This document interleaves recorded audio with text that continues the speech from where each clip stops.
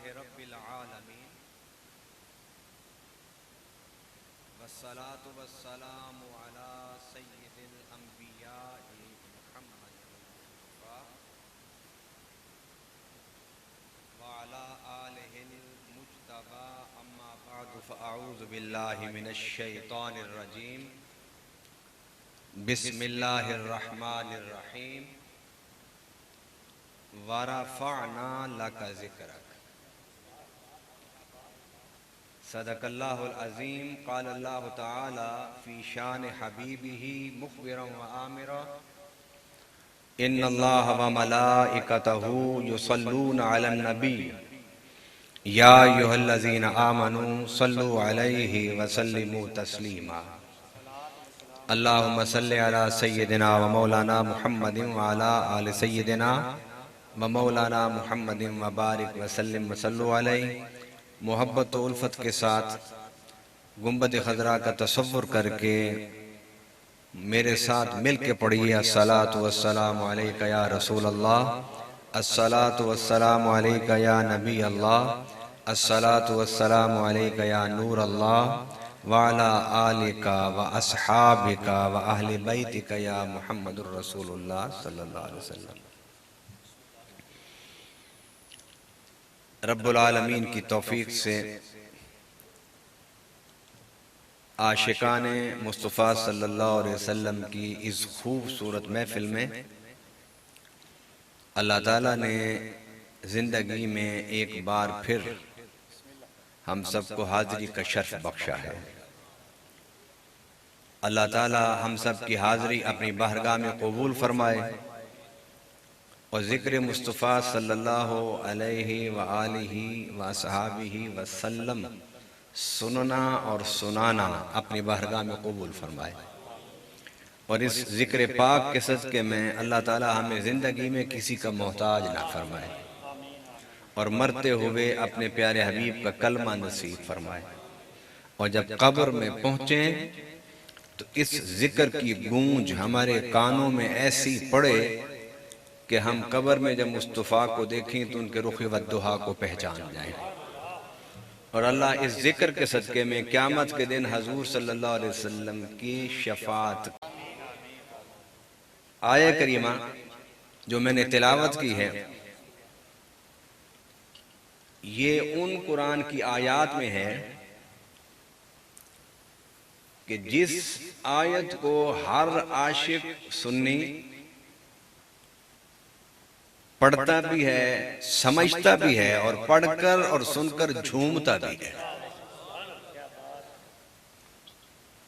कुरान पाक की चंद आयत ऐसी हैं कि अगर किसी सही और अकीदा सुन्नी का इम्तिहान लेना हो और टेस्ट लेना हो और परखना हो कि ये वाकई सच्चा पक्का सुन्नी है या नहीं, तो उससे ये आयत आप पढ़ें उसके सामने, आप अभी आधी आयत पढ़ेंगे वो पूरी आयत आपको सुना देगा। रब्बुल आलमीन ने क्या इरशाद फरमाया, वरफ़अना, ऐसे ही है ना, जरा सारे मिलके पढ़ लीजिए, वरफ़अना। तर्जुमा क्या है इसका? मैं बिला तमहीद अपने मौजू की तरफ आ रहा हूं इसलिए कि आधे घंटे के बाद रात 12 बज जाएगी और 12 बजने के बाद तारीख कौन सी होगी? 16। और मेरा और आपका वादा किस तारीख का था? 15 का था।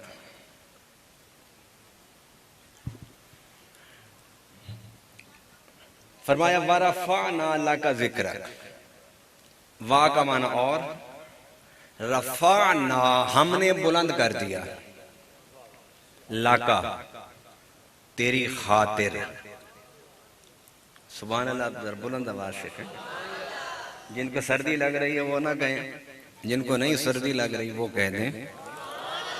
और ज़िक्र मुस्तफ़ा की हरारत ऐसी हरारत है कि ये दुनिया में सर्दी से बचाती है और आखिरत में जहन्नम की आग से बचाती है।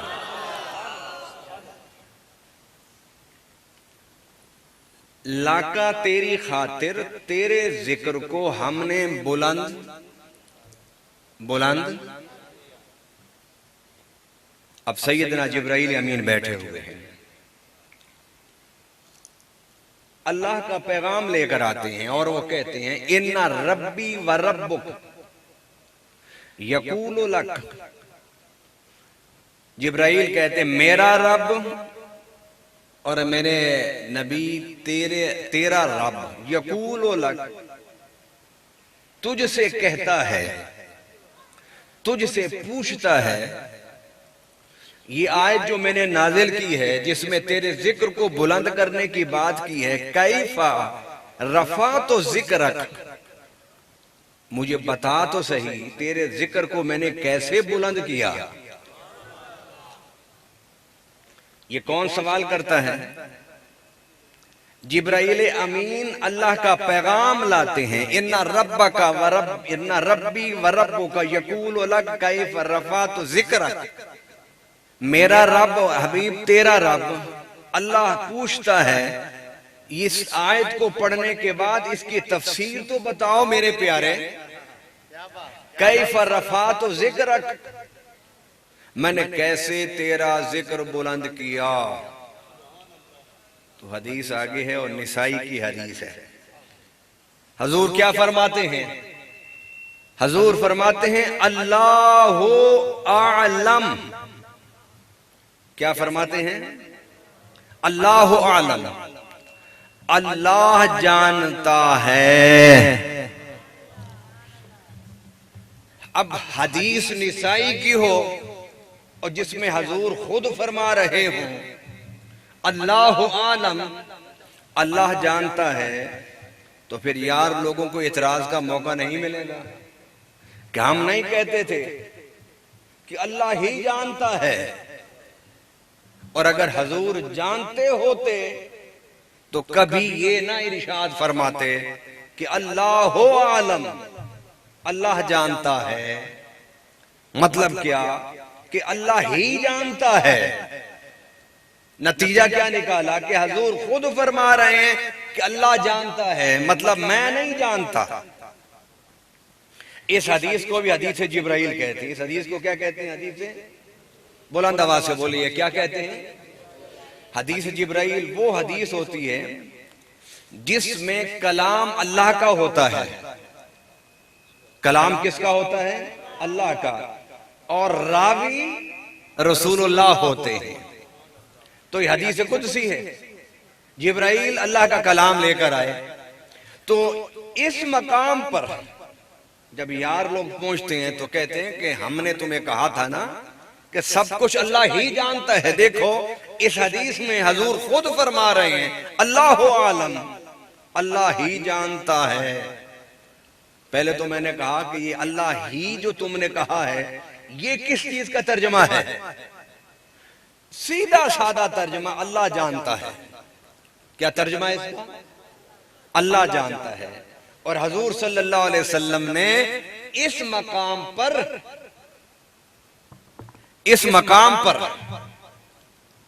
नई वजाहत की, रब के सवाल की कि प्यारे तेरा जिक्र कैसे बुलंद किया। हजूर ने जवाब नहीं दिया, बात अल्लाह की तरफ डाल दी ताकि रब बयान कर दे, रब बयान कर दे और पूरी इंसानियत सुन ले कि रब ने अपने हबीब के जिक्र को किस तरह बुलंद फरमाया। मैं इस सवाल का जवाब आपको दूंगा कि हजूर ने फरमाया अल्लाह आलम, अल्लाह जानता है। लेकिन इस हदीस को मुकम्मल कर, तो मेरे आका सल्लल्लाहु अलैहि वसल्लम ने जब कहा कि अल्लाह जानता है, तो रब ने उसी वक्त इस आयत की तफसीर नाजिल फरमा दी। अच्छा, कुरान की चंद आयात हैं, उंगली पर गिनी जा सकती हैं, कि जिनकी तफसीर अल्लाह ने की है। बाकी सारे कुरान की तफसीर अल्लाह ने अपने हबीब की जुबान पर छोड़ दी है। उन आयात में से एक आयत ये भी है, अल्लाह तू खुद इसकी वजाहत कर रहा है, तेरा नबी क्यों खामोश है? फरमाया इसलिए कि अगर मेरा हबीब इसकी तारीफ करे तो फिर कोई इतराज कर सकता है। मैं खुद इसकी वजाहत इसलिए कर रहा हूं कि इतराज की गुंजाइश भी ना रहे और हजूर की अजमत का भी पता चल जाए। अब अल्लाह ताला फरमाता, सुनिए क्योंकि टाइम बहुत थोड़ा है और अल्हम्दुलिल्लाह मैं आप अहबाब को देख रहा हूं कि आपकी आंखों से नींद कोसों दूर है और ये सच्चे इश्क मुस्तफा की निशानी है। रब ने कहा अगर मेरा हबीब नहीं बताता तो मैं बताता हूं कि मैंने इसके जिक्र को कैसे बुलंद किया। फरमाया इज़ा ज़ुकिरतु ज़ुकिरता मई, कि जब मेरा जिक्र किया जाएगा प्यारे तेरा भी जिक्र साथ होगा। अब आइए, इंसान जब इस्लाम में दाखिल होता है तो किस तरह दाखिल होता है बताइए? कलमा तैयबा पढ़ते हैं ना, तो पढ़िए सारे मिल के, बुलंद आवाज से पढ़िए ताकि अल्लाह के फरिश्ते गवाह हो जाएं। ला इलाहा इल्लल्लाहु मुहम्मदुर रसूलुल्लाह। कलमा से इस्लाम में इंसान दाखिल होता है। जब इस्लाम कलमा पढ़ के मुसलमान करता है, अब आप इसमें भी देखिए कि पहले रब्बुल आलमीन ने अपना जिक्र किया और फिर उसके बाद अपने प्यारे हबीब का जिक्र किया। अब यहां पर किसी ने सवाल कर दिया कि अल्लाह ने अपना जिक्र पहले रखा है, अपने हबीब का जिक्र बाद में रखा है, इसकी वजह क्या है? तो रब ने कहा इसकी वजाहत भी मैं खुद करता हूं, इसलिए कि बात मेरे हबीब के जिक्र की है। मैं इन मसलों की वजाहत भी करता जाऊंगा। मैं अगला जुमला बोल रहा हूं आप आशिकान रसूल के लिए, मैं इन मसलों की वजाहत भी करता जाऊंगा और अपने हबीब का जिक्र भी सुनाता जाऊंगा। तो अल्लाह क्यों तूने अपना नाम पहले रखा और अपने हबीब का नाम बाद में क्यों रखा? फरमाया कि जो कलमा पढ़ने से पहले काफिर और मुशरिक होता है और उनकी जुबान नापाक होती है, मेरी गैरत गवारा नहीं करती कि नापाक जुबान पर मेरे हबीब का पाक नाम हो। इसलिए मैं कहता हूं चले आओ, पहले मेरे नाम से अपनी जुबान को पाक कर लो, फिर अपनी पाक जुबान से मेरे हबीब का पाक नाम लो। फरमाया ला इलाहा इल्लल्लाह मुहम्मदुर रसूलुल्लाह इज़ा ज़ुकिरतु ज़ुकिरता मई। प्यारे हमने तेरे जिक्र को इस तरह बुलंद किया कि जहां मेरा जिक्र होगा वहां तेरा जिक्र होगा। और अगर कोई मेरे जिक्र को तेरे जिक्र से जुदा करके करेगा, मैं उसको आज बता रहा हूं कि मैं अपनी इज्जत, अपनी अजमत, अपनी जलालत, अपनी बुजुर्गी, अपने शर्फ की कसम उठा के कहता हूं, सारी जिंदगी भी तुम मेरा जिक्र करते रहो और मेरे हबीब का जिक्र मेरे जिक्र के साथ नहीं जोड़ोगे तो मैं तुम्हारा जिक्र कबूल नहीं करूंगा। अब आगे चलिए, कलमा पढ़ लिया। अब सबसे बड़ी इबादत क्या है? नमाज। सबसे बड़ी इबादत क्या है? बड़ी इबादत इसलिए कि गरीब पर भी फर्ज, अमीर पर भी फर्ज। सबसे बड़ी इबादत क्यों? कि मुसाफिर पर भी फर्ज, मुकीम पर भी फर्ज। सबसे बड़ी इबादत क्यों? कि सेहत में भी फर्ज, बीमारी में भी फर्ज। सबसे बड़ी इबादत क्यों? कि रोजाना पढ़ी जाती है। ज़कात तो साल में एक दफा और हज जिंदगी में एक दफा। इतनी बड़ी इबादत है, इसके लिए रब ने शर्त रखी है कि आजान दो। क्या दो? आजान दो। आजान में भी देखिए अल्लाहु अकबर अल्लाहु अकबर अल्लाहु अकबर अल्लाहु अकबर, फिर अशहदु अल्लाह इलाहा इल्लल्लाह, और उसके बाद अगर कोई हय्या अलल सलाह हय्या अलल फलाह पर आ जाए तो उसकी आजान हो जाएगी। क्यों नहीं होगी आजान? अल्लाह कहता है क्योंकि तेरी इस अजान में मेरे हबीब का नाम नहीं, मैं इस अजान का क्या करूंगा? कलमा में अपने नाम के साथ अपने हबीब का नाम रखा। आजान में भी अपने नाम के साथ अपने हबीब का नाम रखा। अब अजान हो गई, अब नमाज शुरू हो गई।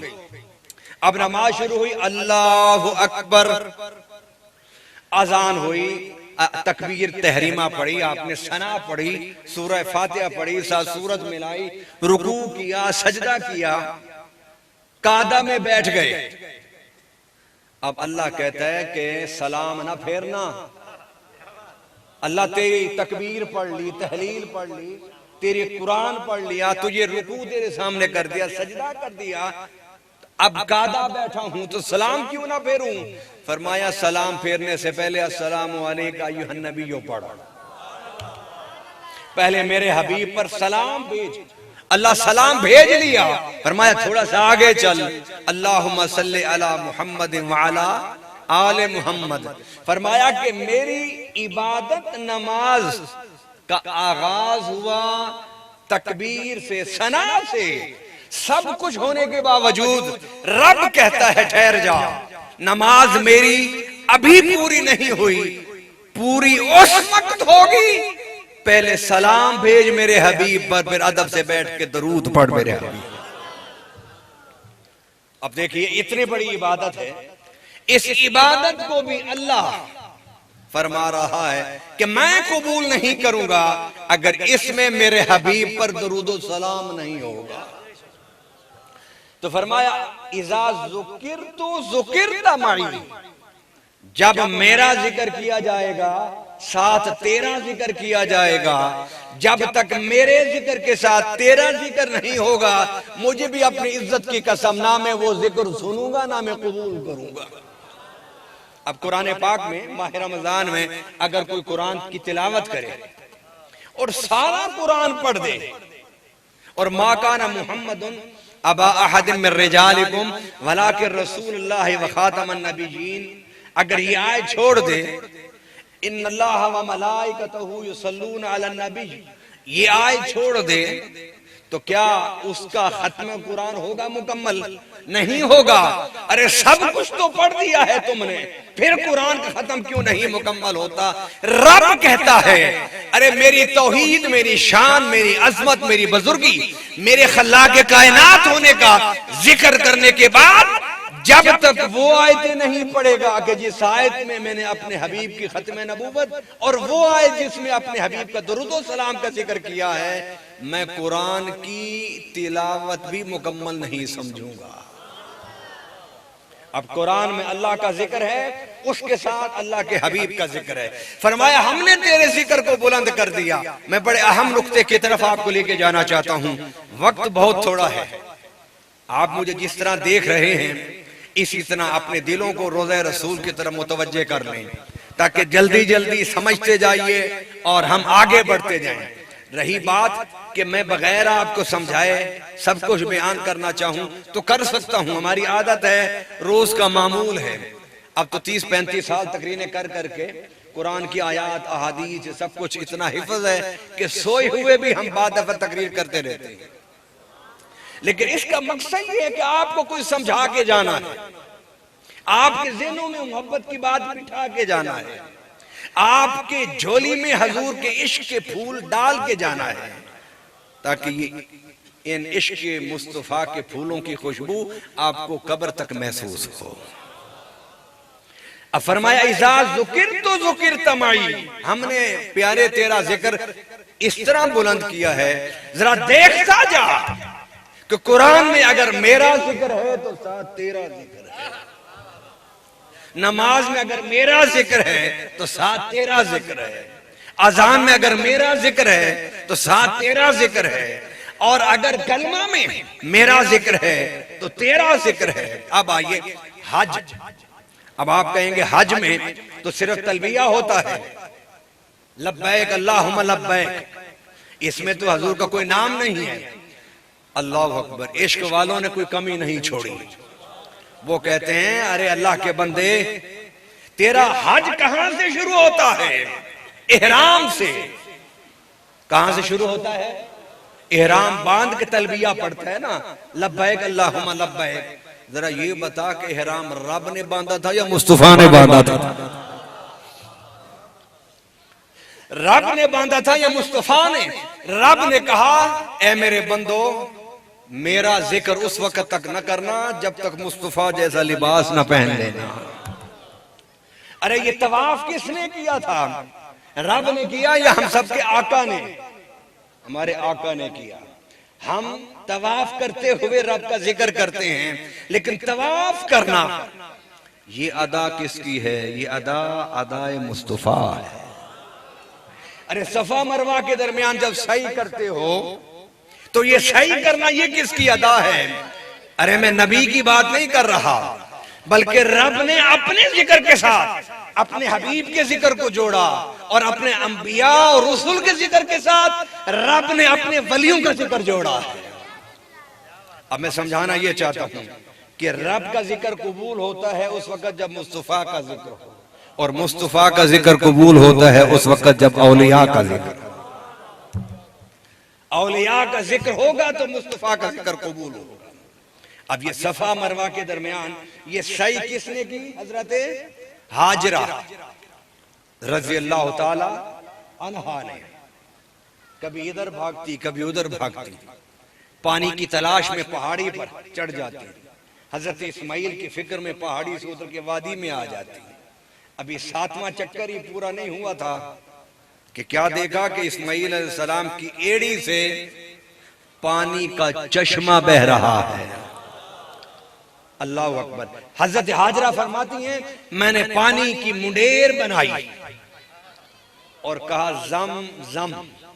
क्या कहा? जम जम का माना क्या है? रुक जा, रुक जा, ठहर जा, जम जा। मेरे आका फरमाते हैं अगर मेरी अम्मा हाजरा इस्माइल की एड़ी से निकलने वाले पानी के इर्द गिर्द मुंडेर न बनाती और जुबान से जमजम न कहती तो इस पानी का चश्मा इतना ज्यादा फैल जाता कि सारी दुनिया में इसका पानी पहुंच जाता और तूफान नूह से बड़ा तूफान आ जाता। नबी की शान ये कि उसकी एड़ी से पानी निकल रहा है, और वलिया की शान ये कि उसकी जुबान से वो पानी मुफीद बन गया, तूफान न बना। क्या बना? तूफान न बना, मुफीद बन गया। वरना अगर जमजम की सदा हजरत हाजरा ना लगाती तो यही पानी तूफान नूह से बढ़ जाता। अब ये किसकी अदा है? ये अदा अदाए अंबिया है। आप मिना को देख लें, मुज़दलिफा को देख लें, अरफात को देख लें, जबल रहमत को देख लें, जिस जिस जगह पर भी आप चले जाएं वहां पर जिक्र तो खुदा का है, लेकिन उन तमाम मकामात पर अदा अदाए मुस्तफा है। फरमाया इज़ा ज़ुकिरतु ज़ुकिरता माई। ऐ प्यारे, हमने तेरे जिक्र को इस तरह बुलंद किया कि जहां मेरा जिक्र होगा वहां तेरा जिक्र होगा। अब यहां पर एक बड़ी अहम बात मैं आपकी गोश गुजार करना चाहता हूं कि जिक्र आदमी का, किसी भी शख्स का वहां तक पहुंचता है जहां तक वो खुद पहुंचा हो। जिक्र कहां तक पहुंचता है? जहां तक वो, अगर कल मैं अपनी सवाने हयात लिखूं तो सवाने हयात लिखते हुए मैं जरूर किसी न किसी सफ़े पर यह जरूर लिखूंगा कि मैं इस इलाके में जहांगीर आबाद, जहांगीरपुर, मैं वहां गया, इतने बजे पहुंचा, मैंने वहां खाना खाया, इतने बजे स्टेज पर गया और 12 बजे के करीब मेरी तकरीर शुरू हुई। लेकिन मैं क्या देखता हूं कि हजूर के दीवाने बिल्कुल इसी तरह आबोताब के साथ बैठे हुए हैं जिस तरह शम्मा के इर्द गिर्द परवाने बैठे होते हैं। अब मैंने जहांगीराबाद का जिक्र किया, क्यों जिक्र किया? मेरे जिक्र के साथ इसका जिक्र क्यों आया? इसलिए कि मैं यहां आया, मैं यहां पहुंचा। मैं अगर सवाने हयात अपनी लिखूंगा तो उसमें जरूर लिखूंगा कि मैं पाकिस्तान के 4 सूबों में गया, मैं आजाद कश्मीर और गिलगित बल्तिस्तान में गया। मैं जरूर लिखूंगा कि मैं रेगिस्तानों में गया, मैं पहाड़ों पर गया, मैं सहराओं पर गया। और मैंने पीर सियाल की नजर करम से जिंदगी में पहली दफा जो बेड़ी के सैर की वो भी इसी इलाके में की। मैं लिखूंगा ना। जहां जहां मैं पहुंचा उसका जिक्र मैं अपने जिक्र में करूंगा। अब आइए कि अल्लाह ताला फरमाता है कि हमने अपने हबीब के जिक्र को बुलंद कर दिया। किस तरह बुलंद किया? फरमाया हजूर के जिक्र की बुलंदी को देखना चाहते हो तो पहले ये देखो मेरा हबीब कहां कहां तक गया। जहां जहां तक मेरा हबीब किया वहीं वहीं तक हबीब का जिक्र गया। अरे जो जमीन पर रहे उनका जिक्र जमीन पर रहा, जो मस्जिद अक्सा तक गए उनका जिक्र मस्जिद अक्सा तक रहा, जो मस्जिद अक्सा से पहले आसमान तक गए उनका जिक्र पहले आसमान तक रहा, जो दूसरे पर मिले उनका जिक्र दूसरे आसमान तक रहा, जो तीसरे पर मिले उनका जिक्र तीसरे आसमान तक रहा, जो चौथे पर मिले उनका जिक्र चौथे आसमान पर रहा। अरे जो पांचवें पर मिले उनका जिक्र पांचवें आसमान तक रहा, और मूसा छठे पर मिले उनका जिक्र छठे आसमान पर है। सातवें पर इब्राहिम मिले उनका जिक्र सातवें आसमान तक है। चलते चलते अर्श से कुर्सी से सिदरा तक पहुंचे। जब सिदरा तक पहुंचे तो हजूर आगे बढ़ने लगे, जिब्राइल रुक गया। अरे जिब्राइल नहीं रुका बल्कि जिब्राइल का जिक्र सिदरा तक रुक गया। इससे आगे जिब्राइल का जिक्र नहीं है। इससे आगे किसका जिक्र है पता है आपको? इससे आगे जब हजूर सिदरा से आगे गए, ला मकानों में हजूर जलवागर हुए तो आपकी तबीयत पर अजनबी माहौल की वजह से, अजनबी माहौल की वजह से, मैं लफ्ज सोच रहा हूं कि लफ्ज हजूर की शान के मुताबिक भी हो और आपके ज़हन में भी आ जाए। हजूर ने अजनबियत महसूस की, अजनबी माहौल। जमीन में रहते थे, ऊपर आसमान नीचे जमीन, दाएं बाएं हजूर जलवागर होते थे। ला मकानों में पहुंच गए, अजनबी माहौल है। जिब्राइल का जिक्र आपको सिदरा से आगे नहीं मिलेगा। जब उस अजनबी माहौल में हजूर जाते हैं, तबीयत में अजनबियत महसूस होती है तो रब कहता है सिद्दीक आजा ला मकानों में मेरे हबीब पर सलाम भेज, ताकि तेरा सलाम सुन के मेरे हबीब की अजनबियत महसूस हो, खत्म हो जाएगी।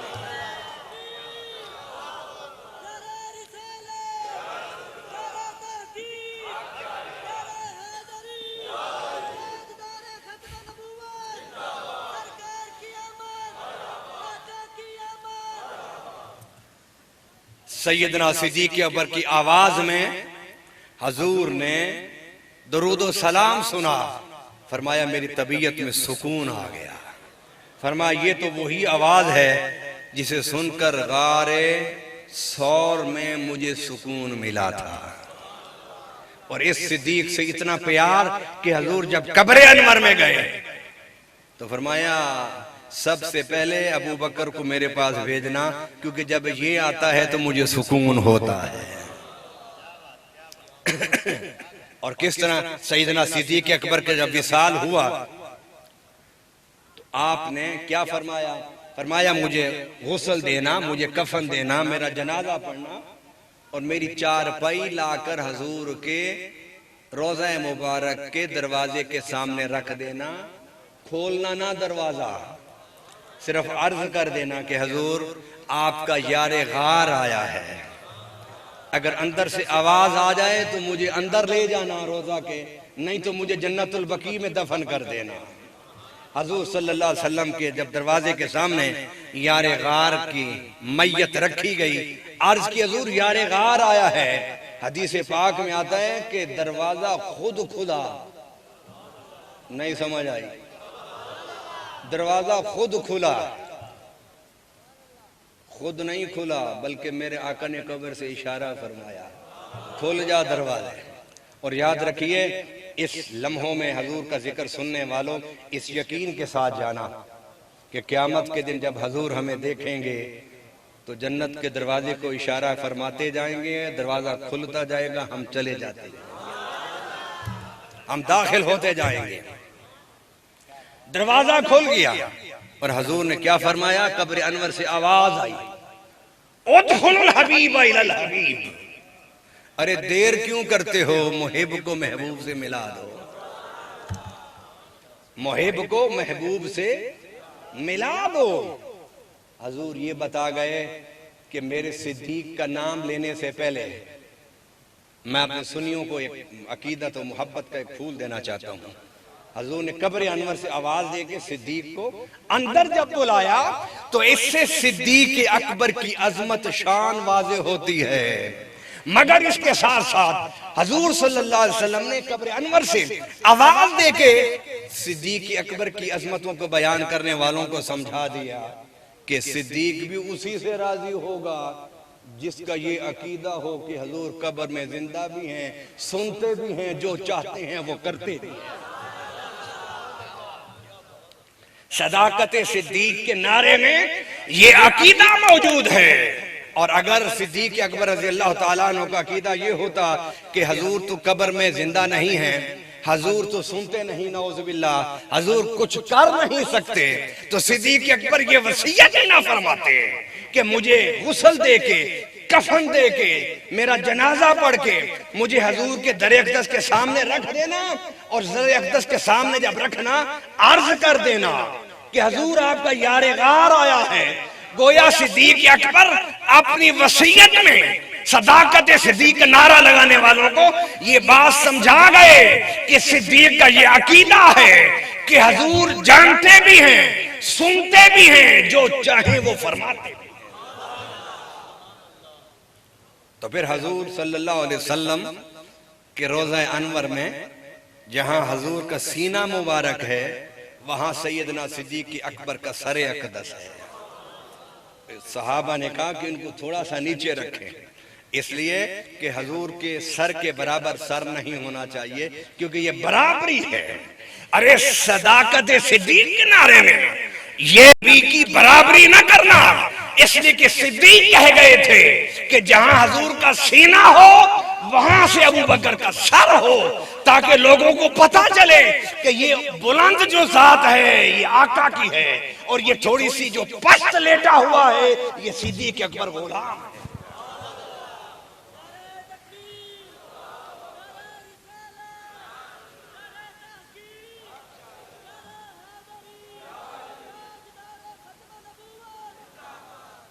अल्लाह अकबर। मैं ये कह रहा था कि जहां तक इंसान जाता है वहां तक उसका जिक्र जाता है। अब सैयदना जिब्राइल अमीन का जितना भी आप जिक्र करें तो कहां तक जाएगा, कहां तक जाएगा? सिदरा तक, सिदरा से ऊपर। और कुर्बान जाऊं सिद्दीक तेरी अजमत पर कि हमें तेरा जिक्र जिब्राइल से आगे ला मकानों में भी सुनता ही जाता है। जिब्राइल की शान बयान करते करते उसे मुस्तफा से भी बढ़ाने वालों जरा देखो तो सही कि जिब्राइल का जिक्र सिदरा तक रह गया और लामकानों में अगर किसी का जिक्र सुनाई देता है तो वो सिद्दीक अकबर का जिक्र है। अब हजूर बढ़ते गए बढ़ते गए बढ़ते गए। सूरत नज्म पढ़ लीजिए। फरमाया फकान काब कौसैन औ अदना। हबीब और मुहिब में, अल्लाह में और उसके रसूल में 2 कमानों का फासला रह गया। कितना फासला? ये 2 गज समझ लीजिए। तो रब ने कहा औ अदना, सिर्फ 2 कमानों पर रुक नहीं गए हम। मैं हबीब से कहता गया अदना अदना अदना, प्यारे और करीब हो जा, प्यारे और करीब हो जा, और करीब हो जा। अल्लाह कितनी दफा फरमाया? फरमाया 70 मरतबा फरमाया। तो हजूर ने कितने कदम उठाए? 70 कदम उठाए। शेख मुहक्किक फरमाते हैं कि हजूर जब 1 कदम उठाते थे तो अल्लाह और हजूर के दरमियान 70,000 पर्दे उठ जाते थे। हजूर करीब हुए। अब हजूर का जिक्र वहां पहुंचा कि जहां मकाम काबा कौसैन था, उससे आगे बढ़ा, अवदना पर बैठा। अवदना पर हजूर का जिक्र चलते चलते खुदा की जात में गुम हो गया। अब फर्क करना ही मुश्किल हो गया कि रब का जिक्र कौन सा है और मुस्तफा का जिक्र कौन सा। ये है वरफाना लका जिक्र। ऐ प्यारे, हमने तेरे जिक्र को तेरी खातिर बुलंद फरमा दिया। और इतना बुलंद फरमाया, इतना बुलंद फरमाया कि तेरा जिक्र मेरा जिक्र बन गया और मेरा जिक्र तेरा जिक्र बन गया। अब यहां पर आइए मैं चंद इख्तितामी बातें आपके साथ करना चाहता हूं। आपके सब्र का ज्यादा इम्तिहान नहीं लेना चाहता। अब यहां पर कि हमने जिक्र को बुलंद कर दिया। बुलंद क्या होता है? मसलन आप जमीन पर बैठे हैं, सियालवी साहब आपसे बुलंद हैं, स्टेज पर बैठे हैं, मैं इनसे ज्यादा बुलंद हूं कि मैं स्टेज के ऊपर जो कुर्सी है उस पर बैठा हूं। तो बुलंदी किसको कहते हैं? बुलंदी एक निस्बत है पस्ती से। बुलंदी एक निस्बत है पस्ती से। पहले बंदा जाहिल होता है, फिर इल्म की बातें सीखता है, छोटा आलिम बनता है, फिर पढ़ते पढ़ते बहुत बड़ा आलिम बन जाता है। लेकिन एक जमाना उस पर ऐसा गुजरा कि उसके पास इल्म नहीं था, वो जाहिल था। तो जब आप कहेंगे कि बुलंद कर दिया, तो इसका मतलब क्या होता है कि पहले जिक्र बुलंद, बोलिए ना, पहले जिक्र बुलंद नहीं था। रब कहता है कि अब बुलंद कर दिया, तो इसका मतलब यह है कि नौज बिल्ला कभी हजूर का जिक्र पस्त था, फिर अल्लाह उस जिक्र को बुलंद करता गया और उस जिक्र को फिर बुलंद कर दिया। ये माना निकलता है ना, यही माना निकलता है ना। अब आइए, उलमा ने इस हकीकत को भी वाज़ेह फरमा दिया कि इस बुलंदी से ये नहीं मतलब कि पहले हजूर का जिक्र पस्त था नौज बिल्ला और फिर बुलंद होता गया, बुलंद होता गया, बुलंद होता गया, बहुत बुलंद हो गया। फरमाया ऐसा नहीं। अरे जब तुम नहीं भी थे ना, उस वक्त भी हजूर का जिक्र आसमानों से ऊपर होता था। उस वक्त भी हजूर का जिक्र आसमानों से ऊपर होता था। तो ये नहीं मतलब कि हजूर का जिक्र नौज बिल्ला पहले पस्त था फिर बुलंद हो गया। जिस तरह एक खतीब होता है, पहले छोटा खतीब होता है, लोग मस्जिद में उसको जानते हैं, फिर मोहल्ले में, फिर उसको तहसील में, फिर जिला में, फिर सूबा में, फिर मुल्क में। मैं एक जगह तकरीर करने के लिए आपके इसी इलाके में सरगोदा झंग में आया हुआ था। एक शख्स मेरे सामने बैठा था, खाना खा रहे थे, तो उसने किसी आलिम को नहीं छोड़ा। उसने कहा जी ओनू भी मैं मुतारिफ कराया, ओनू भी मैं मुतारिफ कराया, इन्हें तो कोई जानता नहीं सी, मैं इन्हें सडिया, मैं तकरीर करवाई, तो मशहूर हो गया, आज बड़ा बड़ा खतीब बन गया। मैं 15-20 मिनट उसका बातें सुनता रहा, मैंने हाथ धोए, मैंने कहा शुक्र अल्लाह का कि मैं इस इलाके में आने से पहले ही मशहूर था टीवी पर आने की वजह से। मैंने कहा शुक्र है अल्लाह ने मुझे आपके एहसानमंद होने से बचा लिया। मैंने कहा कि मैं इस इलाके में आने से पहले अल्लाह ताला ने हजूर का सदका हर आशिक की नजरों तक मुझे पहुंचाया और हर इश्क वाले के सीने में मुझे बिठाया। ऐसे ही है ना।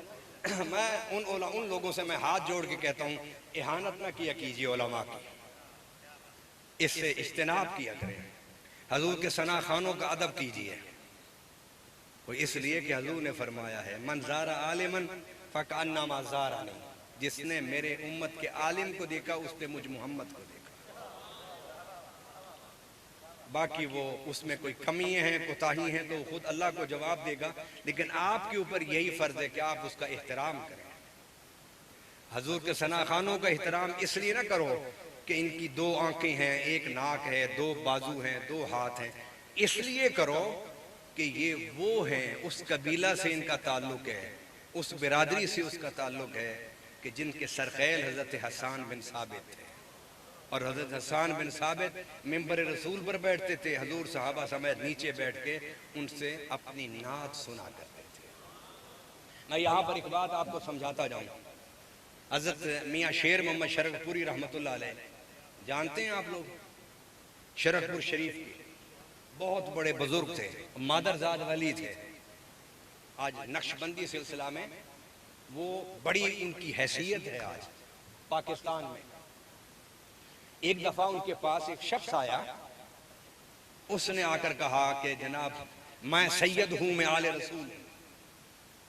आपने उसको बड़ा खाना खिलाया, दस्तरखान में बिठाया, उसके हाथ धोए, उसको चाय पिलाई, और फिर आपकी आदत थी कि उलमा हों, मशाइख हों, उनको फिर आप उस वक़्त जो शरफपुर शरीफ का बस स्टॉप था, बस अड्डा था, वहां तक छोड़ के आते थे।